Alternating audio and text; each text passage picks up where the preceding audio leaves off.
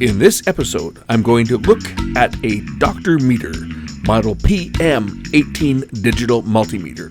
I'm going to put this unit through its paces. I'm going to put it up against my Fluke 12. We'll do some voltage and current checks with it, resistance, try all the features out, and I'll even reference it with my scope to check the accuracy. Let's take a look. The PM18 is a 4-digit True RMS digital multimeter. It comes with a ruggedized rubber silicon type case around it. And overall build quality actually looks to be very good. Now this is a non-auto ranging, so you have to select your range manually, which is actually preferred by some people.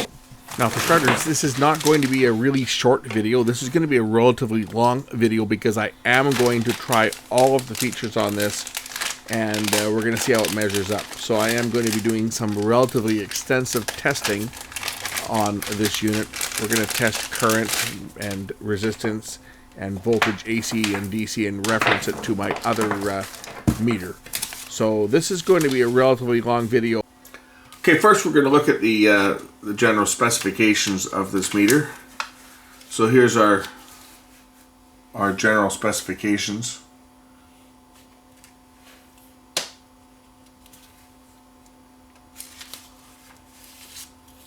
I draw your attention to safety consideration 1.1.2, and basically what that's saying is if you're using this thing around a radio transmitter, you may not get accurate readings, and that would also apply to if you were using it in the vicinity of, say, a flyback transformer or something that's going to produce a lot of RF and a lot of noise. You could get erroneous readings, which is true for most meters that I've ever used. If you're using it around a flyback transformer, you're going to get a reading that's jumping all over the place. So since it can measure a maximum of 1000 volts DC or 750 volts AC.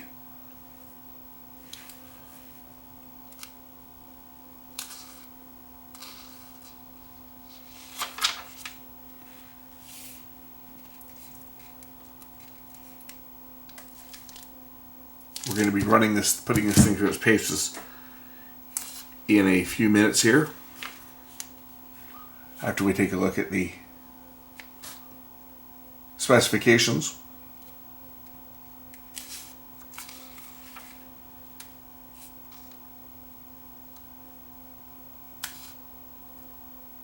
As you can see, it has a diode test function, which is good for testing diodes and transistors. It will even measure capacitors.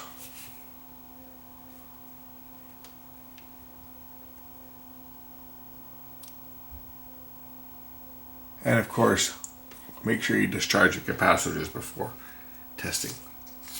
That's a given, especially high voltage capacitors.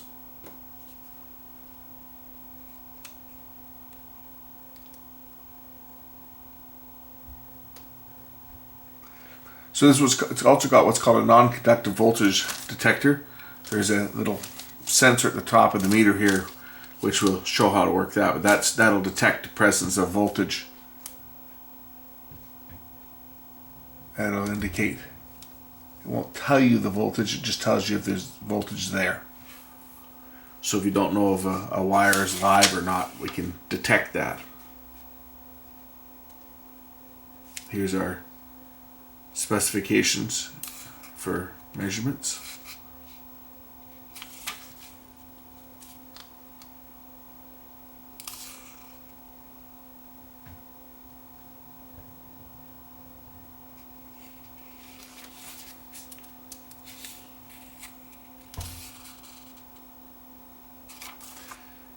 Okay, so now that we've gone through the manual,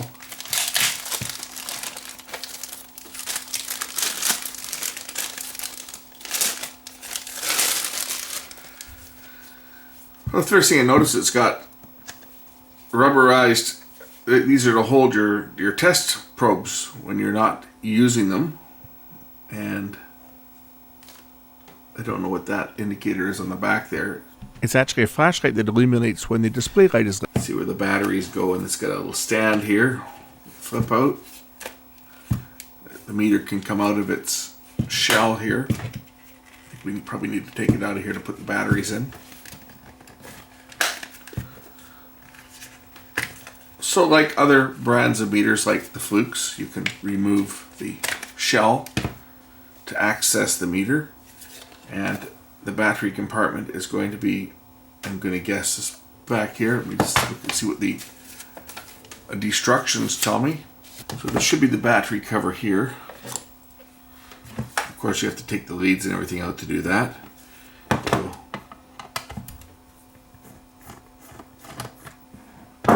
remove the battery cover, and there's the battery cover there. It even comes with 4 Green Max mercury and cadmium free batteries. Now these are, I'm going to go on a limb here and say these are just sample batteries. They're pretty light. They don't feel like they're good quality batteries, but we'll see. We'll see how long they last. They look to be pretty cheap, but they should be good enough to power this up for a few hours anyway.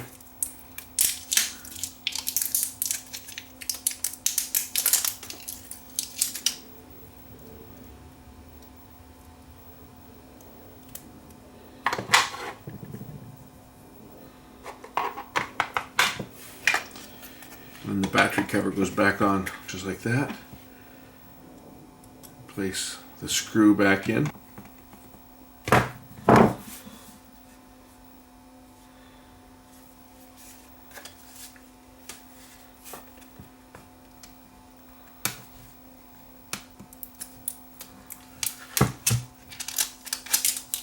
Peel the screen protector off because we don't want to scratch the screens, right?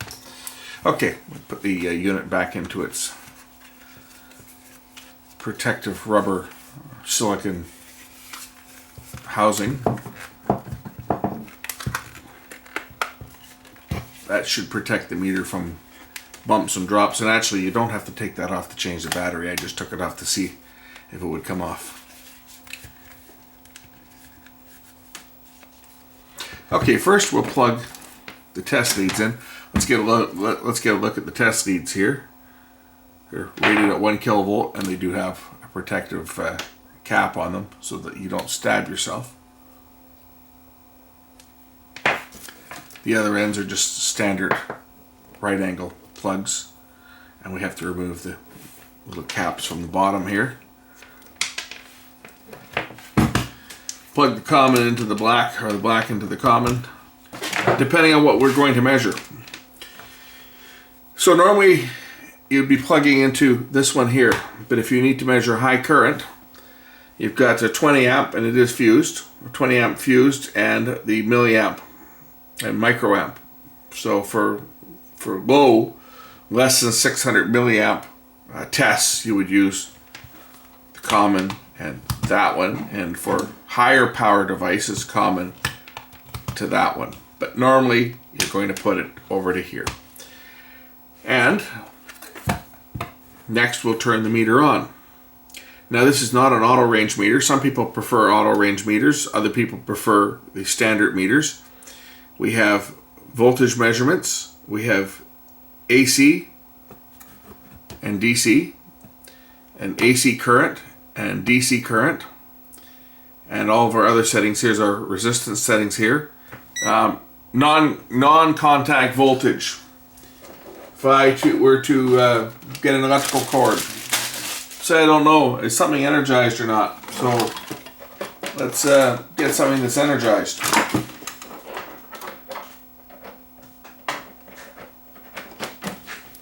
All I need to do is bring the wire in question, or bring this close to where there could be potentially voltage, and it should buzz to let me know that there's power flowing through that wire.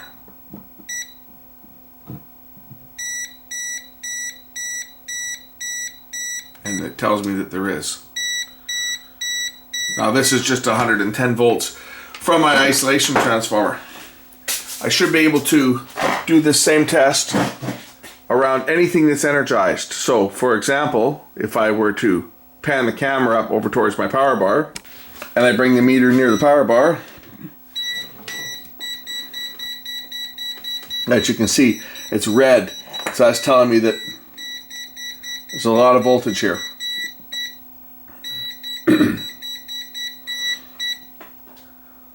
soldering iron is not energized right now, but if I turn it on,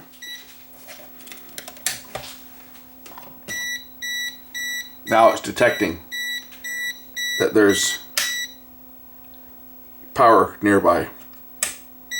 So that's actually picking up induction from the transformer. So that's how non-contact voltage works. Let's make some measurements here of known voltages, and we'll compare it. And we'll test it for accuracy. I will compare it with my Fluke 12, which is my old meter that I've come to trust because I know that it is accurate. There was two things we used to say about flukes. It'll be a fluke if it's accurate, or if it's accurate, it must be a fluke. I like it'll be a fluke if it's accurate better. Okay, let's just do some voltage measurements on some known things. We'll test things like some DC and some AC voltages, and I'll even confirm them with the scope here. Let me set up on my test bench here. So what I'm going to use for the DC measurement is I'm just going to use my little variable DC power supply here, and we'll set up the fluke and we'll set up the Dr. meter side by side. I'll clip both positive leads.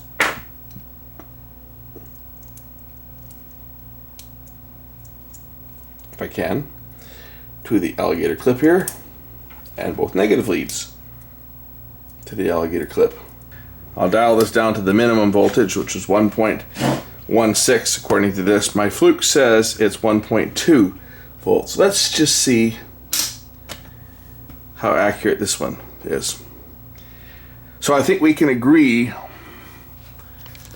that both the fluke and the Dr. meter are exactly the same. 1.254 volts, which just shows that this little meter that's built into here is not exactly accurate.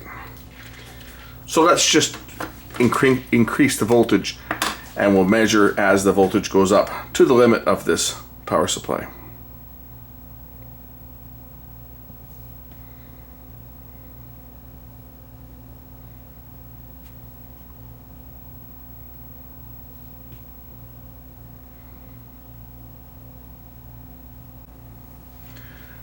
So here we're measuring 3.146 and 3.147, or 3.146. Pretty close. Again, this one's measuring a little bit lower, as you can see. Let's turn it up to 5 volts.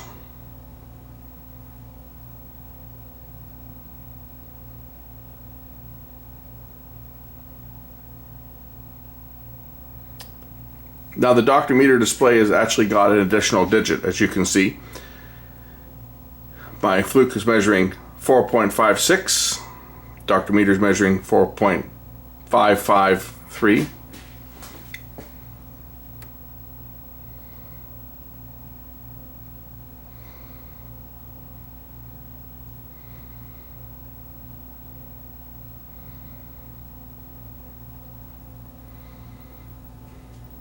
Very touchy.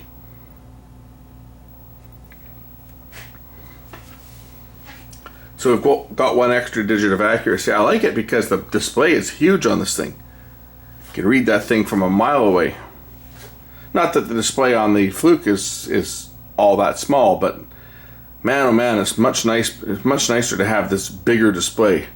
Let's go up to 9 volts. Okay, now I have to change ranges on this one because it's not an auto range meter. We're going to lose 1 digit in accuracy. Now we're down to 2 digits here, but as you can see, 7.96, 7.96. Go up to 10.89. So again, we're within 1/100th of a volt, which is very acceptable. And we'll take this thing up to its maximum rating, which is 13 volts. And in this case, the display shows 13, it shows 13.0 and 13.01. So I think we can safely say that the DC voltage measurement of this Dr. meter is exactly what the DC voltage rating is on the fluke. We can say without a question of a doubt that the DC rating is exactly accurate. Now, if we want to take this one step further, let's measure the DC voltage with the scope, because we can measure voltages with that too. So let's put the scope on here. As you can see, the scope is measuring 12.86 volts, but there's a bit of noise that we're picking up here. 1.19 volt amplitude on the volts, because you can see it's not perfect. There's some noise here. This power supply is not really that clean, and well, the scope's going to measure that. Meters are going to average it out. They're both showing 13.1 volts, which is what is showing on the actual power supply itself. If I drop the voltage down here, you'll see the voltage will drop. I'll drop this down to 5 volts here on the meters. Meters are now measuring 4.9, showing 4.68. Again, we've still got this noise, right, that is probably from all the little blinky little lights that are on this stupid project. Let me see if I can turn those little blinky lights out. The regulator in this thing isn't the cleanest, but as you can see, there's about 1.19 volt of noise. But that's not what we're looking at here. The meters are accurate, right? 4.9, 4.9. So we don't have any question that the meters are accurate for measuring DC volts. Let's measure some AC volts. We'll do it a couple of ways. One, we'll measure the direct AC volts right out of the plug, and we'll also measure AC volts through the isolation transformer in the Variac. So the Fluke showing 120.9 volts AC. Dr. Meter 120.9. So 120.7. So I'm measuring 0.2 of a volt higher here. That's pretty darn close. So we're within 0.2 of a volt. Now I'm not saying that this is 0.2 of a volt high. This one might be 0.2 of a volt low. This one's never been calibrated. It's old. It's not been calibrated, but it's always been accurate for me. But again, it may be measuring a little bit low just because of its age. So we know that the AC measurement is accurate there. Let's put it through the Variac and we'll watch it track the voltage. So there's the two power cords ready to measure. We'll turn on the Variac, and it's at 0 right now. So as I bring up the voltage, 6 volts,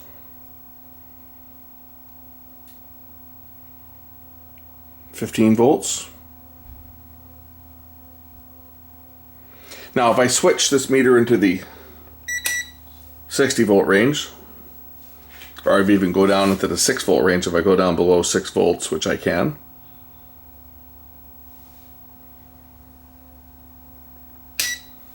okay, now we're measuring even more accurately.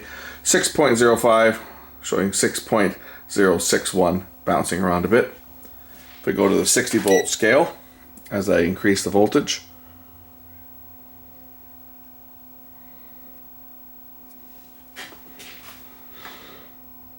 so 28.59 to 28.66. Again, we're very close. It might be that this one's measuring a little low. It might be this one's measuring a little high. This meter is a true RMS meter, whereas this one is not. So you have to read that into the specifications. I think I probably would trust this one here over the Fluke 12 because this one here is new. It's should be fully calibrated, and this is a true RMS meter, whereas this one here is an average meter. So there's a slight different calculation as to how the display is going to display. I can put the scope on this and measure this. We're on an isolation transformer, so I can clip my scope onto here and we can actually measure the voltage, providing that I don't short something out here doing this. with this probe. Maybe I'll try it with this other one here. Okay, so I know you guys should be able to read that. I got 15.88 volts on the Dr. meter. I got 15.85 volts on the Fluke, and the scope is showing 16.1 volts. And this one, I believe, is just measuring average. As we increase the voltage,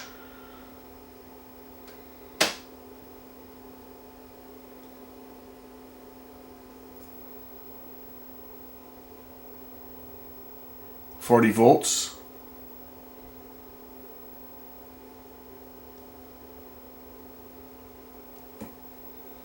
So 40.1, this one's saying 40.0.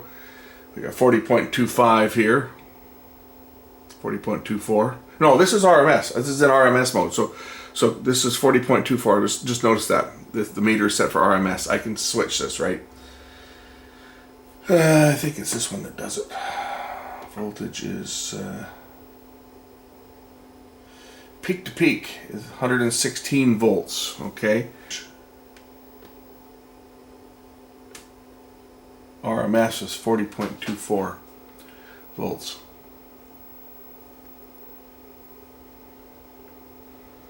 So we're close. 40.22, 40.24.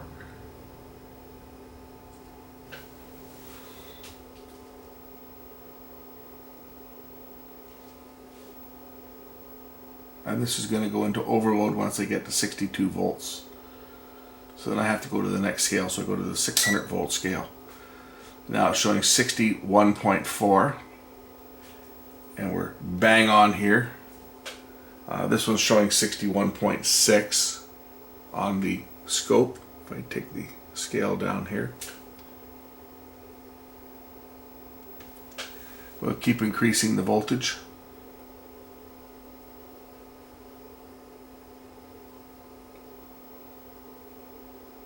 Take it to 90 volts. So there's 90 volts. Showing 90.07 here. Of course, it fluctuates because AC voltage is imperfect. It is always fluctuating slightly. We'll take it up to 120.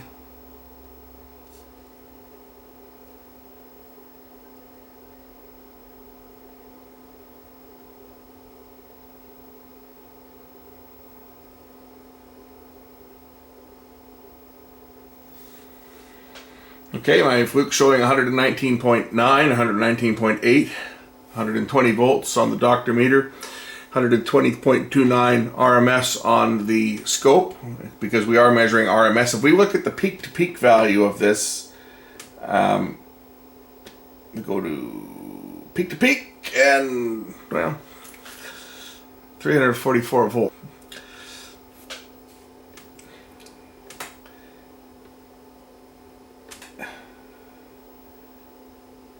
Different measurements that you can look at on this thing here.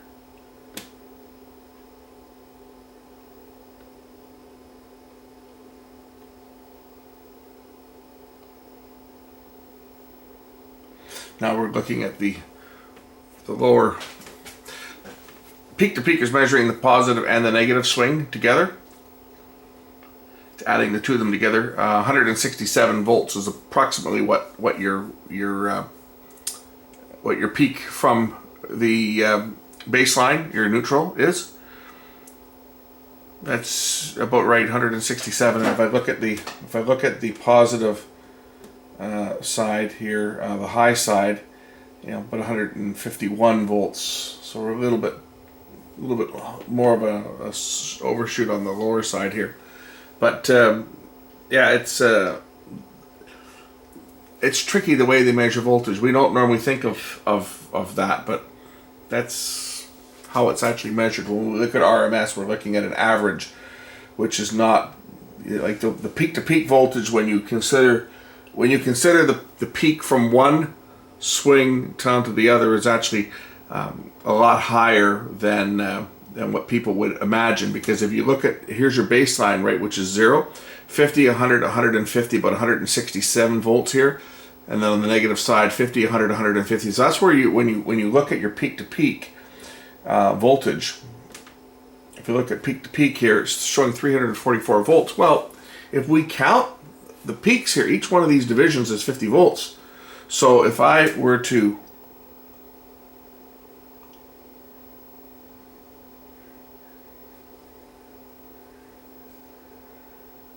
put my baseline on just touching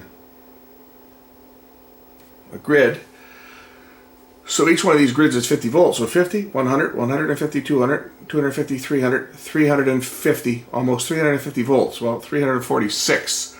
So that actually is correct. On a 120 volt AC plug, right?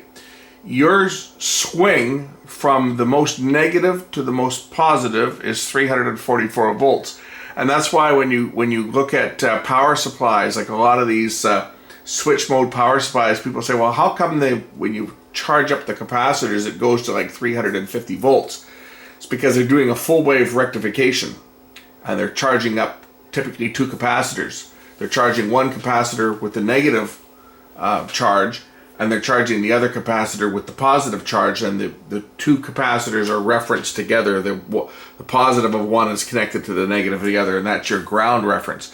And they're doing a full wave rectification for the full swing, and you're getting 350 volts or thereabouts between the positive and the negative. That's what they call the hot ground. And then they take the negative, which is really at negative 180 volts or so, and using that as the ground reference, and the neutral or the midpoint is actually floating. That's where people get confused with a lot of these switch mode power supplies, and they wonder, why does it have a 400 volt capacitor? Well, it has a 400 volt capacitor because they're doing full wave rectification, and when you do full wave rectification of a 120 volt circuit, you're ending up with 350 volts peak to peak. So that's a little bit misunderstanding for people, but we'll go back and we'll look at this in RMS, because RMS is what we deal with our meters. 120.08, that's pretty close enough to this, 120.1. So we're good. Let's see how high the Variac will go.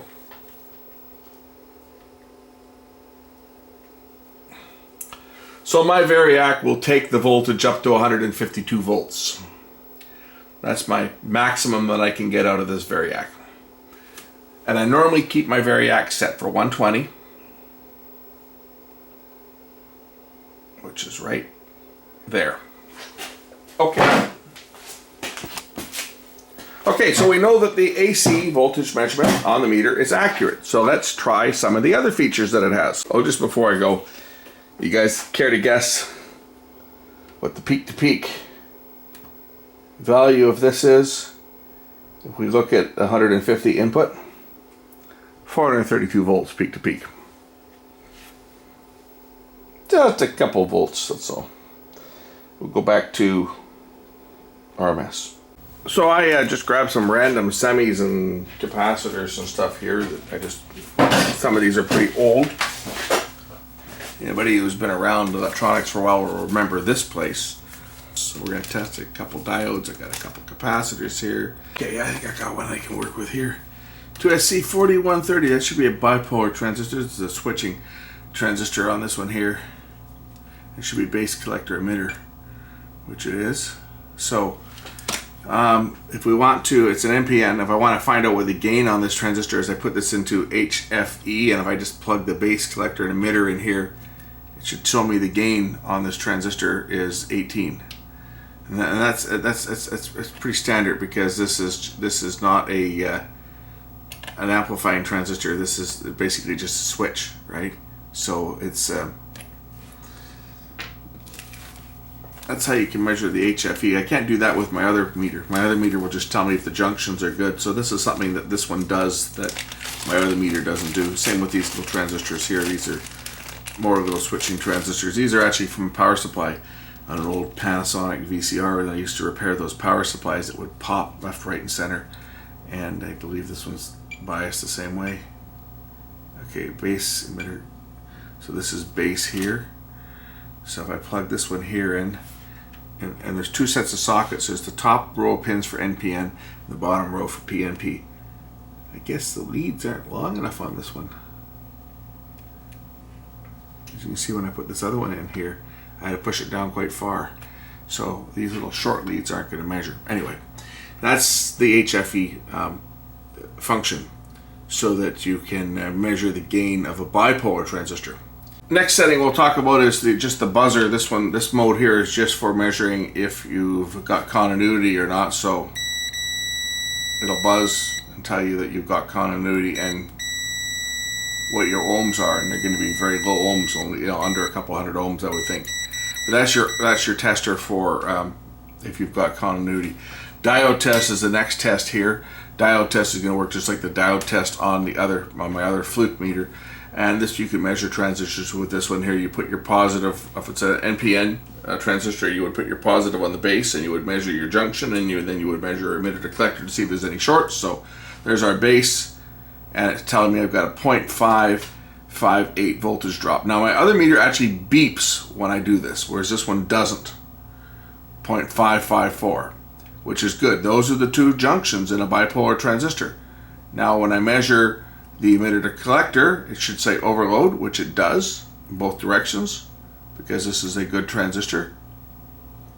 And when I put the negative probe on the base on an NPN, because the P stands for positive, so NPN, negative, positive, negative, it should also read OL, which it does. Now the differences here between this and my Fluke meter, and one of the things I like about the Fluke, is that I don't have to take my eyes off what I'm doing if I'm measuring this. If I go NPN, okay, it's open and open, which is normal, which open and open, and then if I put my positive lead on the base, which is going to give me the reading, it's going to beep. See, one short beep. 0.536, 0.518. I think we got the same on here.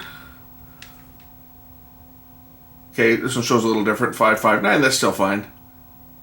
545, that's still fine. I mean, it's showing you that your diode junction's there. It's just that this one does not beep when you are measuring the diode drop. And what it's doing is it's measuring the voltage drop across the junction. So basically it puts 1 volt in, and 0.558 is making it through the junction, and that's good on a diode. Different diodes will measure up differently. If I measure an LED, for example, which is still a diode, if I put my positive lead on the positive, okay, it's going to make the light. It's actually putting more than 1 volt in here, because it's making a blue LED light up, so it's probably putting 3 or 4 volts across the junction. It's showing me that I've got a 2.573 voltage drop. Will the Fluke do the same thing, or is the Fluke measure it with a lower voltage? The Fluke won't work. The light lights up, right? But it's not. It's beyond the range of the Fluke for measuring a blue LED. So, but I know the LED works because the light lights up. But the Fluke measures it at a lower voltage than the new Dr. Meter. So the Fluke will not measure blue LEDs. Well, it'll measure them. You can see the light light up, but it won't give you an accurate measurement. And the same would apply for white LEDs. White LEDs are essentially just a blue LED with yellow phosphorus on it. So this will measure blue LEDs and white LEDs and tell you, are they any good? Well, besides the fact that they're going to light up, but it's going to light it up to full brightness too. But there's your 2.5 volt drop across the junction of that LED. And if I reverse the polarity here, it'll show overload because there's no conduction on here. And let's just check these little fast switching diodes out here, which, well, obviously, and I've got a big high voltage switching diode as well here. But let's just test these little tiny 1,000 or 100 volts, 100 peak reverse volts. These are 1N914s.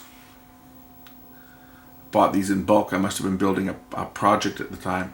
0.6 volt drop, right? You're negative on the cathode. 0.6 volts, that's normal. And if I do the same thing with the Fluke,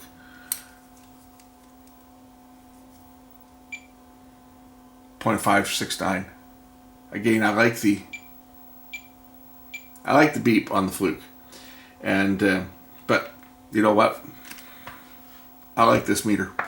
Let's check this other diode out here. This one here is, you don't even know the condition of this one, but this one's got a 0.438 drop. And also the Fluke, if you have a shorted diode, it will, or a shorted transistor, it'll beep constantly, which is nice.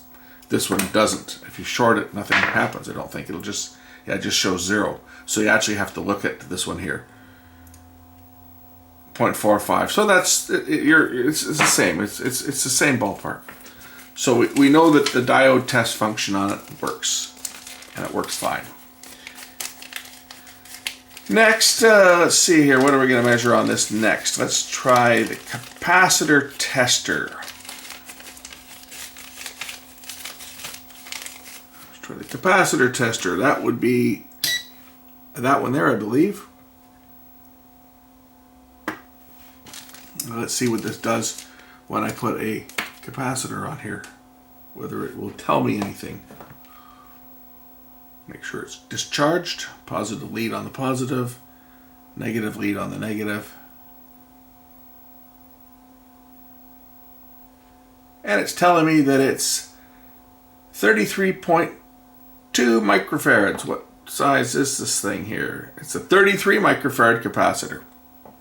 So there you go, 33 microfarads. Let's test this one out. This has got capacitor testing as well, microfarad wise. It's not an ESR meter, it's a capacitor tester, which will measure the actual capacity. And this one should tell me that it's 33.2. So 33, 33.1, 33.0. There we go. Bang on 33 microfarads. Go back to the Dr. meter, and it is 33 microfarads. This one measures nanofarads as well, but it looks like it goes up as high as 100 microfarads. Is that what it says here? 100? Let's see what happens if I put a much bigger one in. What size is this one here? This one is a 560 microfarad capacitor. That's brand new, so we'll see how this one fares. We'll do it first of all on the Fluke. See if the Fluke will measure this high. I know that the Fluke will.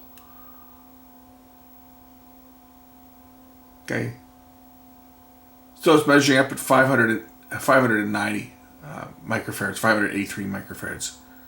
Will this one measure that high, or will it cap out at 100? It says 100 on the dial here, so I'm thinking this is going to cap out at 100 microfarads.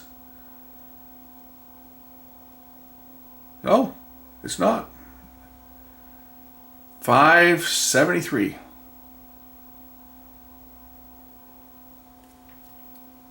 And it's a 560. So it works. Great. Excellent. So we know that the capacitor test function of this thing works. Another feature that the meter has is it has a backlight. So if you're in a dimly lit area, if you just press and hold the H/light key, hold it for 5 seconds, it'll turn on the backlight so that you can see what you're doing. Obviously that is going to drain your battery, and it will shut off. According to the manual, it will shut off after 15 seconds. So it'll shut itself off. So if you're measuring something, you can turn on the light. You don't have to worry that it will stay turned on, because it will shut itself off. Another feature of this is this little warning here. This is to see if you've got live wires. Switch it to that. This is a warning indicator, so that if you're probing around and you don't know whether what you're touching has got power on it or not, well, if you hit something that's live, it's going to give you a light and it's going to warn. It's just going to say live. It's not measuring anything. It's just going to tell you it's live. Now, if I take this over to I was just plugging that into my isolation transformer. So let's see what happens if I just stick this into the electrical socket on the wall here. And I'm only just touching one probe. I'm not touching the other one. So this is the neutral, right? And here's the hot side. Okay. So, and if I touch ground, nothing happens, you see? So neutral, because there's always the little bit of return voltage on the neutral, it's telling me it's flashing. And it's saying, well, there's a little bit of voltage here. It's live. It's not real high voltage, but it's the neutral side. Hot side, It's like you touch that, you're getting a shock. What happens if I put the other one on the other side at the same time? Then, of course, it really beeps. If you're carrying this around and you're just looking for plugs that are live, for example, you can put it in live and just go and touch it. You don't even have to have the second probe. Just touch one, and it'll tell you right away: is that circuit live or is it dead? And the non-contact, of course, you can just hold this up near. What's happening here is it's picking up power from me, right? It's pretty sensitive, so this is like a voltage detector. If you hold it near a wire that's radiating, you'll get an indication. Okay, so that's those features. What do we need to look at now? Let's take a look at measuring some resistors. Got a couple resistors here at 81 or 82 ohms and 470. We'll just put our range here on. Well, go down to the 600 ohm range because it's a manual selector on this one. This is where auto range is nice. I don't know if this does auto range or not. Be nice if it did. Okay, on this one here, 82 ohm resistor. If I put this one on to 82 ohms, 81.6 on the Fluke.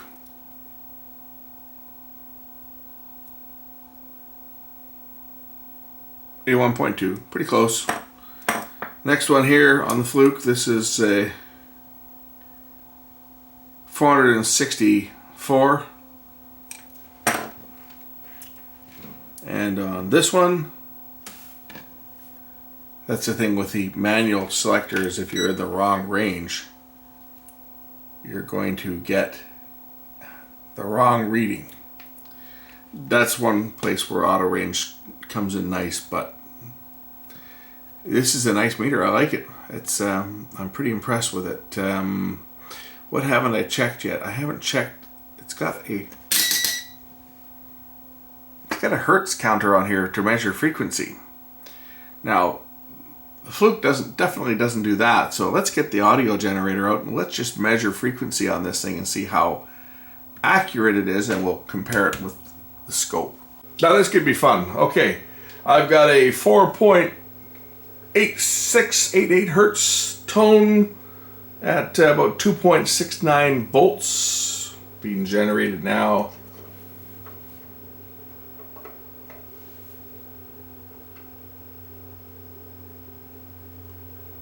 .86. You can see it here. Take this thing down a little lower. How low will this thing go? This goes down to 4.71 hertz. So let's just crank this thing up. And I think I have to probably tighten the screw up on this thing, but we should be getting to around 30 hertz now. There's 30 hertz. Yep. 30.08. It's exactly 30.09. It's exactly the same as it's showing on the scope here. I don't know if you guys can read it or not, but I certainly can. 60 hertz.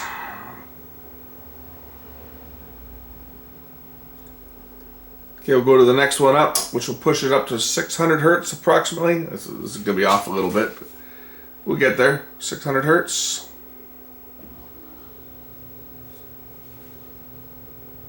Should we go up to 6 kilohertz? And again,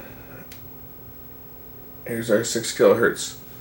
5.99, close enough.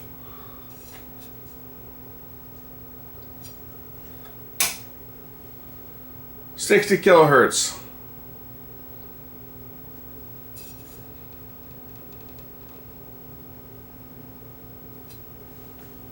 60.09, yeah, it's the same. And finally, we'll see what this thing maxes out at. 552.25. That's about as high as this thing goes. This thing will go to 585. 585.27. 585.6, yeah, 585.46. I have to say that the frequency counter worked. Now you guys might be wondering how I'm going to do a current measurement.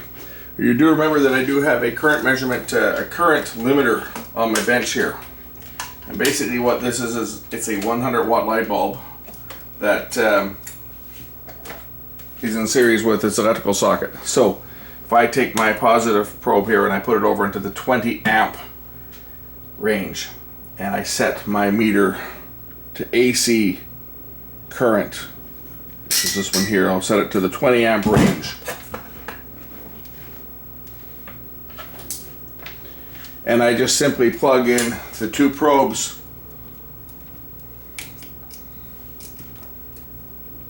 across here, because of course that's basically going to put a dead short across that line. It's going to draw all the current through that light bulb. But what's going to happen is the current is going to go through the meter and then to the light bulb, and the light bulb is going to be my resistive load. That's why we have a current limiting. That's why we have a light bulb for a current limiter. So that if I were to connect it to something that had a dead short, it's not going to go boom, the light's just going to light up. It's not going to go pop, it's not going to be sparks, the light's going to light up just like that. And this is going to give me the current measurement, 0.8 of an amp, which is about what a 100 watt light bulb draws at 120 volts. And if I increase the voltage, of course the current will go up, and if I decrease the voltage, the current will go down. I don't want to turn it up too high because I don't have another 100 watt bulb. I don't want to burn that one out. These things are, hard it is to find a 100 watt bulb these days with the light bulb ban.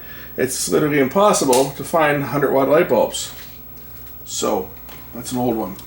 I use it as my current limiter. I think we know that the meter works. It's accurate. It looks great.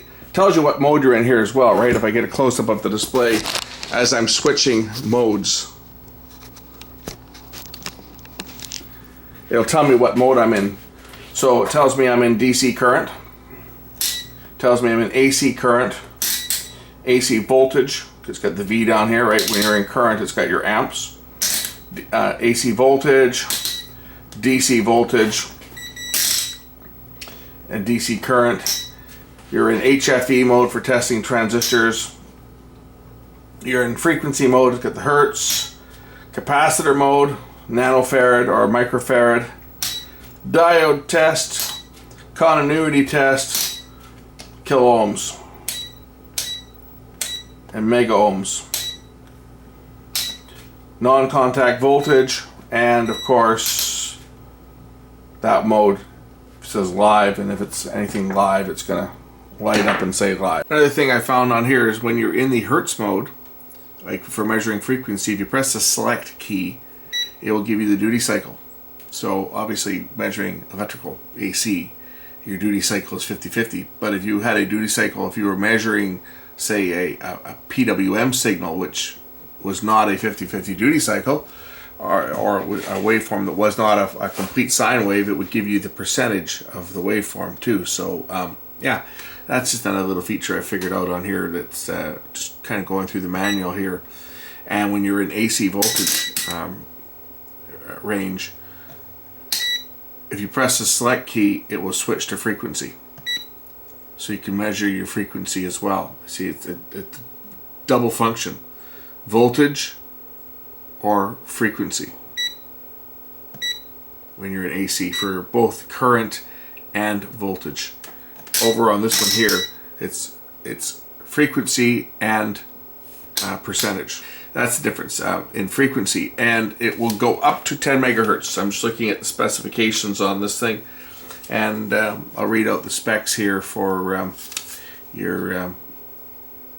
I know I showed the book at the beginning, but you may not have seen it.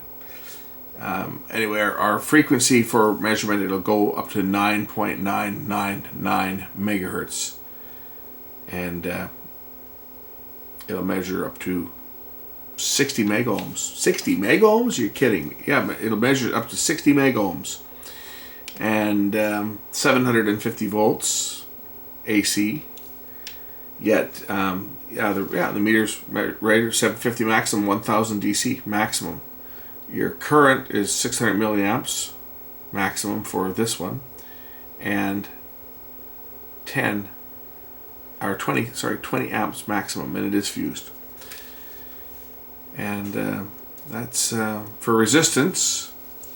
you're protected to 600 volts in ohms mode. So 600 volts AC or DC is the maximum voltage that can be present if you're measuring resistance. And the diode test is 3 volts. We knew that because it lights up a blue LED.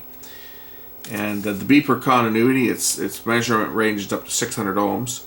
And basically, when it beeps solid, anything less than 30 ohms, and the red indicator will light if it's between 40 and 60 ohms.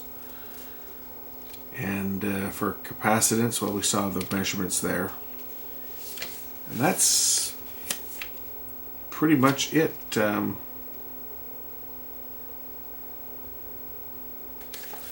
know, it's a nice little basic meter. It says it's got auto range, but the only auto range I could find is when it's in frequency mode.